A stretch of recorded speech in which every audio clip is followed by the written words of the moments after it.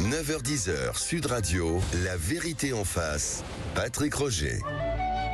Coup d'envoi de la COP29 aujourd'hui. Le monde entier au chevet du climat. Cette année, scientifiques, ONG et chefs d'État se retrouvent à Bakou en Azerbaïdjan. Quels sont les enjeux de cette COP29? L'objectif reste le même chaque année, trouver des accords pour faire baisser les émissions de gaz à effet de serre. Mais ces COP sont-elles vraiment utiles? How dare you?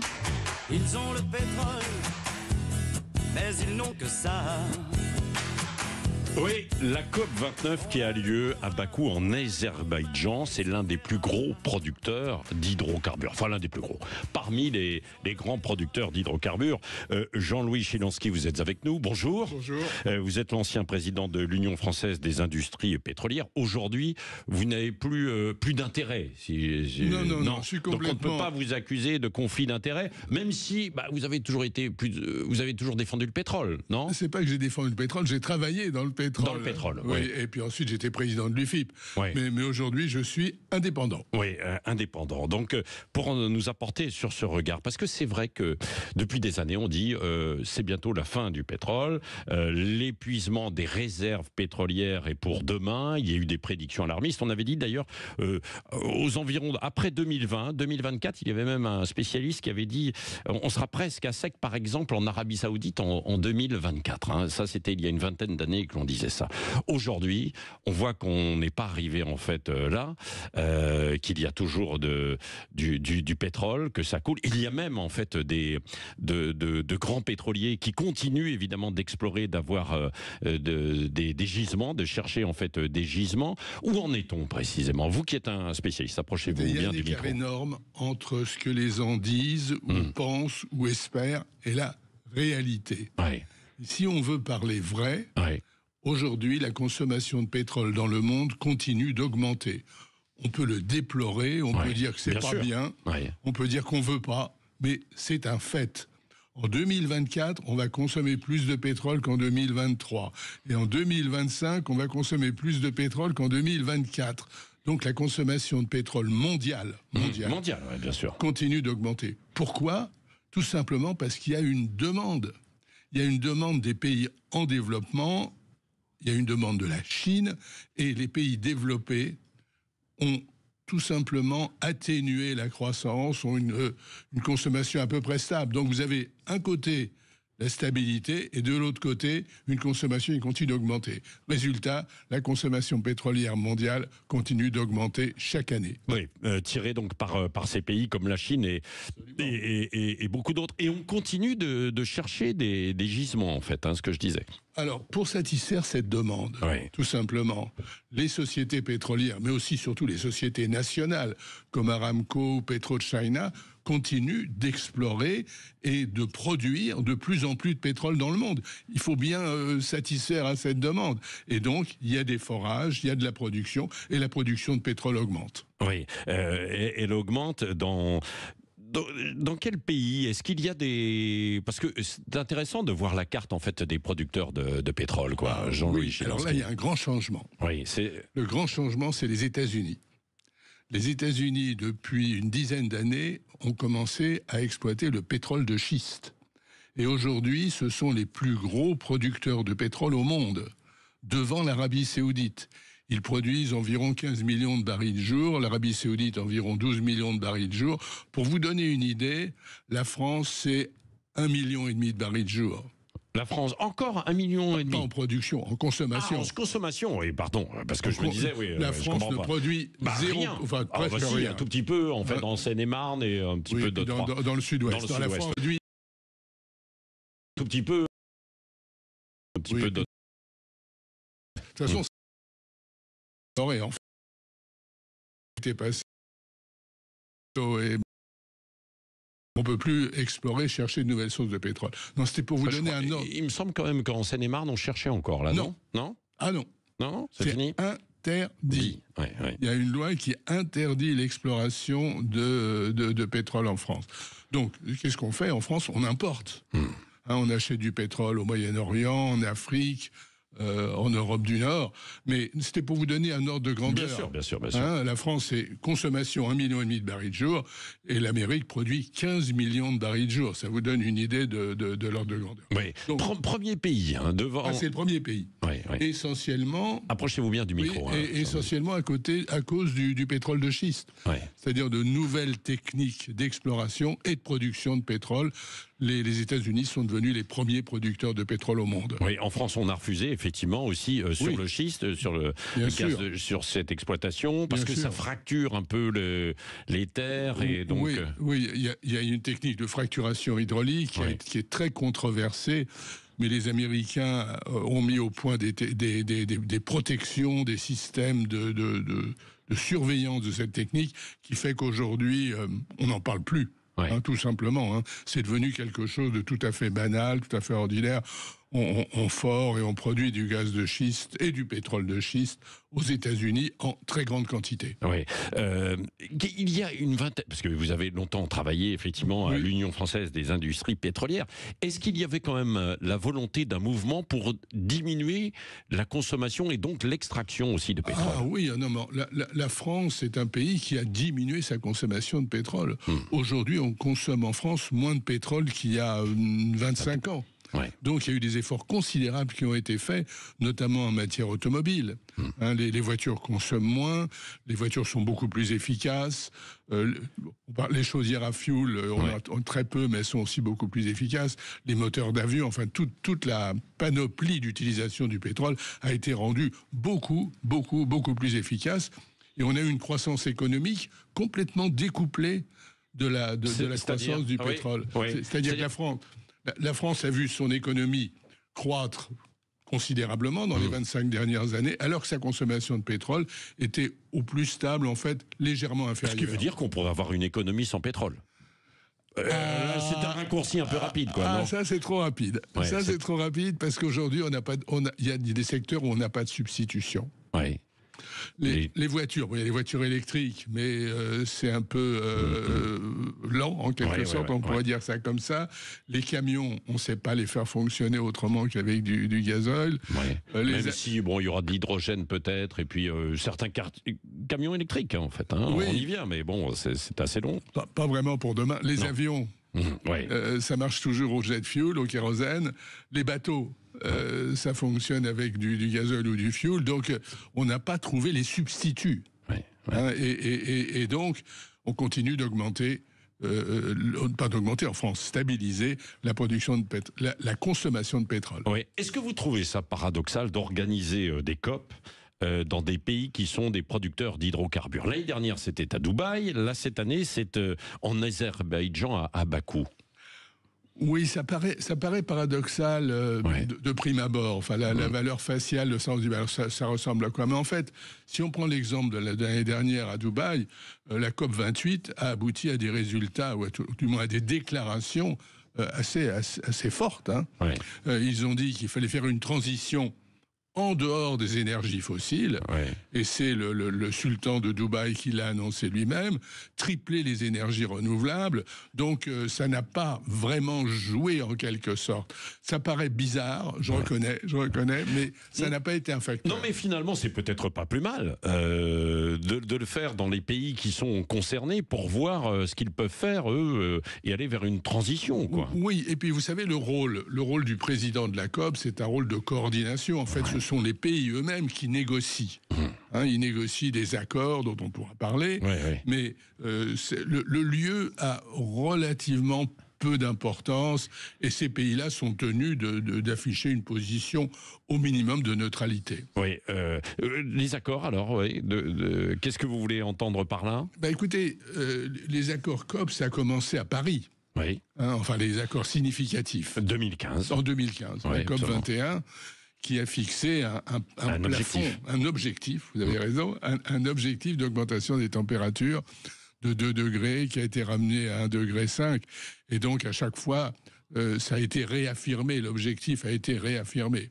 Et aujourd'hui, on a une COP 29 qui se tient dans le cadre, en quelque sorte, de ces accords de Paris. Oui, absolument. Allez, nous allons poursuivre avec vous, Jean-Louis Chilansky, et puis nous aurons en ligne aussi tout à l'heure un chercheur, justement, en charge aussi de l'Institut français des relations internationales, qui a travaillé à l'Agence internationale de l'énergie, Cédric Philibert, qui sera avec nous dans un instant. Et puis vous, si vous voulez réagir ou poser des questions, n'hésitez pas, 0826 300 300, la vérité en face sur Sud Radio.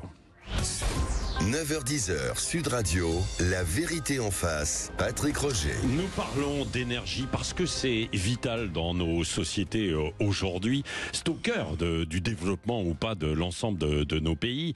Nous en parlons parce qu'il y a la 29e conférence de l'ONU, la COP 29 qui a lieu autour du changement climatique qui a lieu en Azerbaïdjan. Nous sommes avec Jean-Louis Chilansky, qui est ancien président de l'Union française des industries pétrolières, et avec nous, qui nous rejoint aussi, Cédric Philibert, qui est chercheur, qui travaille à l'Institut français des relations internationales et qui a travaillé à l'Agence internationale de l'énergie. Bonjour.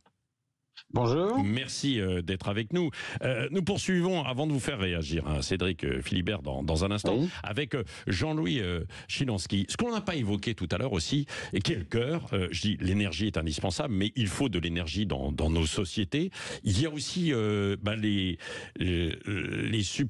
qui peut remplacer le pétrole, puisqu'on parle beaucoup de pétrole, et là on a du mal. Et puis derrière, c'est une question d'argent, bien sûr, de financement, quoi, non ? Bien sûr. Non, mais il y a un effort énorme qui est fait en matière d'énergie renouvelable, notamment avec les éoliennes terrestres, les éoliennes en mer, avec les panneaux solaires. Et tout ça, c'est de la production d'électricité. Oui. On produit de l'électricité. À partir de cette électricité, il faut en faire quelque chose, en quelque sorte. Et transformer l'électricité en mobilité, c'est pas tout à fait évident. Bien sûr, ça sert à l'éclairage, à ces choses-là, mais c'est quand même, c'est limité aujourd'hui à la production électrique, globalement. Et puis, il faut rappeler que dans le monde, les énergies renouvelables, aujourd'hui, ne représentent que environ 12 à 15%, un peu moins, de l'ensemble de la consommation ou de la production énergétique mondiale. Oui. Donc ça reste une très faible partie de la production d'énergie. Oui. Et quand on dit qu'il faut abandonner alors le pétrole ? Oui. Oui, bien sûr, il faut abandonner le pétrole, mais il faut une solution. On ne peut pas dire aux gens d'arrêter de se chauffer au fioul, d'arrêter de conduire leur voiture, d'arrêter de prendre l'avion. On fait quoi ? Oui.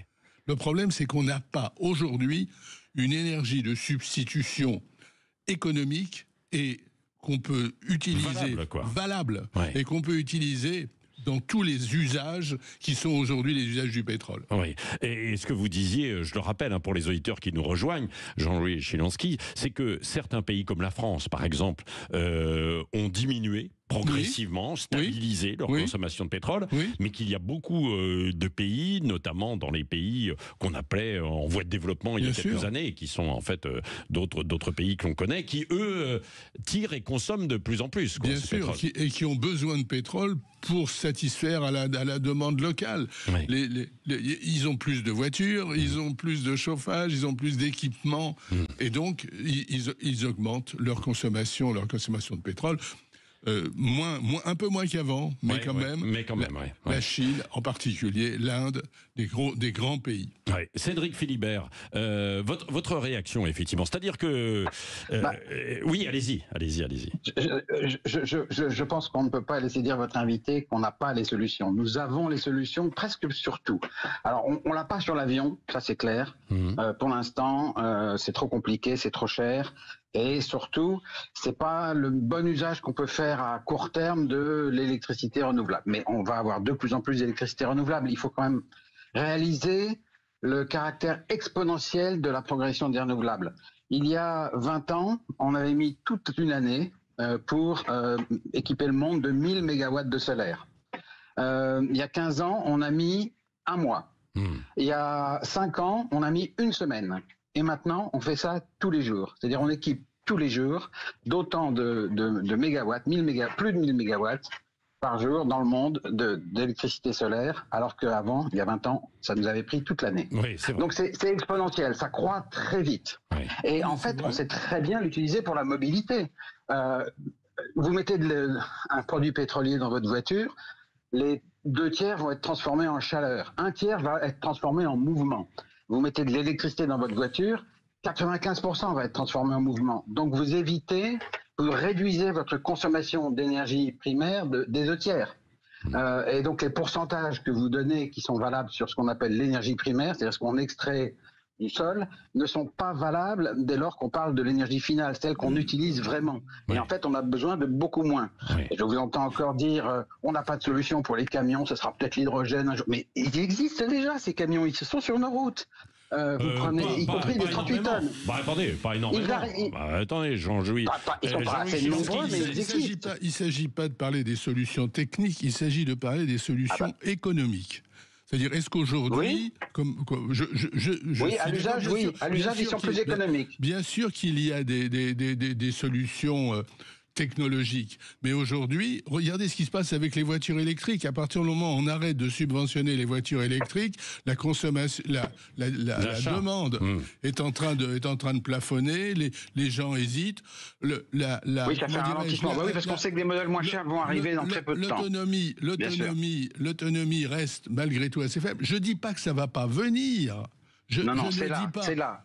Mais c'est là. C'est là, mais bon. Oui, c'est là. Les outils sont à notre disposition. Oui. Le camion électrique coûte moins cher à l'utilisation sur sa durée de vie que le camion diesel. Mais pas à l'achat. Et il est beaucoup plus confortable. Mais pas à l'achat. Pas à l'achat.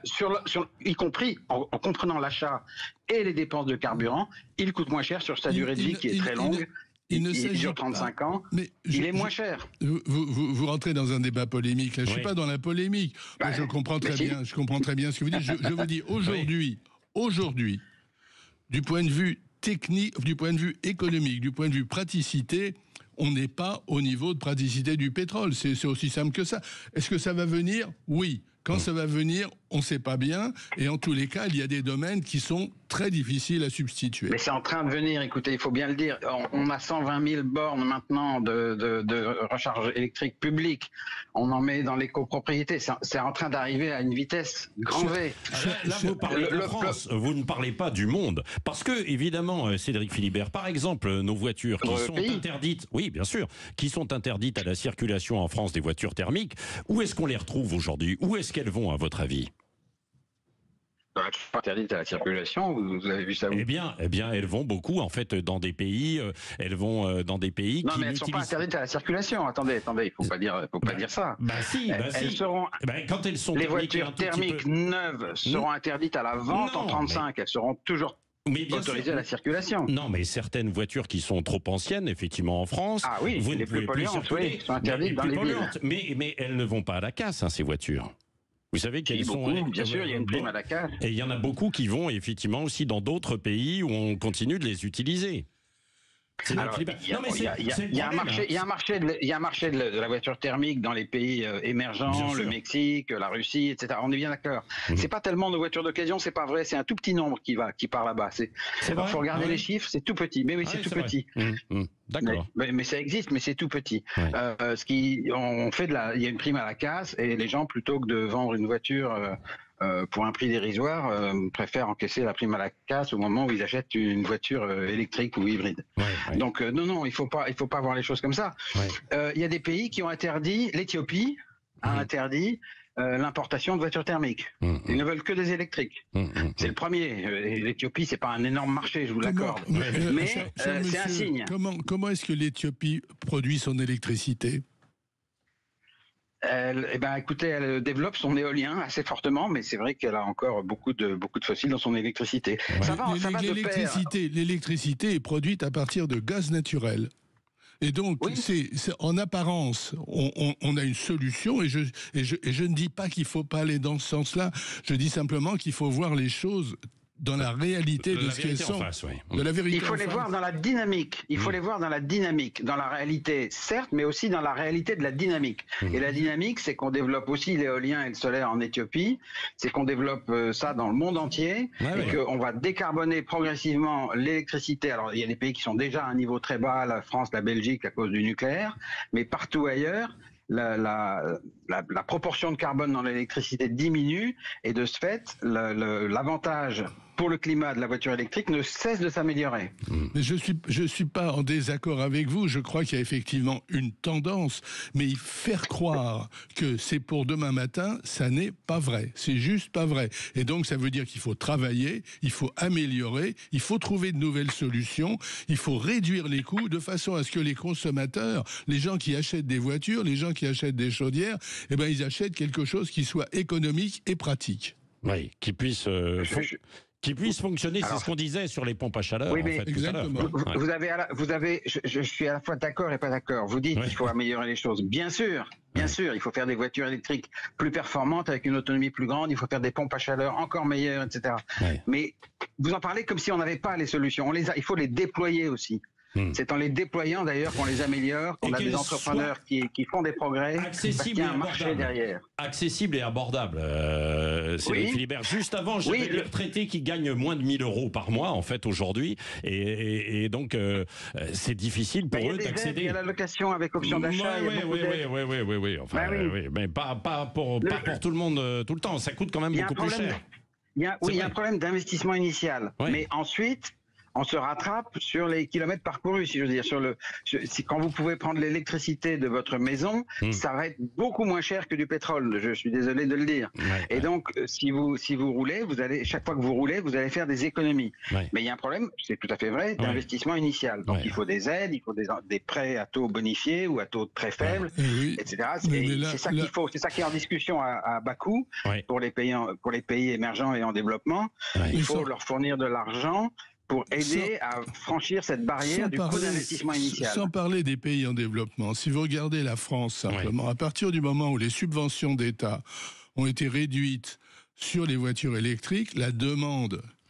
La consommation, la demande en voiture électrique a chuté, elle s'est diminuée. Problème d'accessibilité. Exactement. Merci à tous les deux, Jean-Louis Chilansky, ancien président de l'Union française des industries pétrolières, et Cédric Philibert, qui est chercheur à l'Institut français des relations internationales. Dans un instant, c'est Valérie Expert, la partie médias et les débats.